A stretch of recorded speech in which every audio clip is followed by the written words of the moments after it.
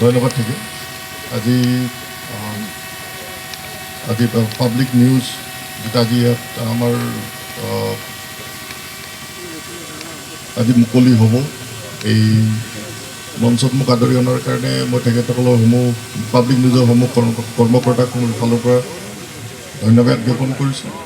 আৰু আশা ৰাখিম আজিকালি নিউজৰ যিটো ধাৰা গতানুগতিক ধাৰা, সেই ধাৰা পৰিহাৰ কৰি তেখেতসকলে আমাৰ বৃহত্তৰ হাওৰাঘাটবাসীৰ স্বাৰ্থত তেখেতসকলে কাম কৰি যাওক, মই তাৰে কামনা কৰিলোঁ।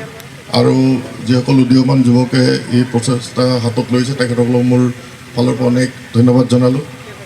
আপোনালোকৰ এই যাত্ৰা সফল হওক, মই তাৰে কামনা কৰিলোঁ। আৰু ইয়াত উপস্থিত থকা বিভিন্ন দল সংগঠন তথা উপস্থিত গণ্যমান্য ব্যক্তিসকলক মোৰ ফালৰ পৰা শ্ৰদ্ধা জ্ঞাপন কৰি মই আজি প্ৰথম কাৰ্যসূচী যিটো পাব্লিক নিউজ তাৰে মই আৰম্ভ কৰিব ওলাইছোঁ।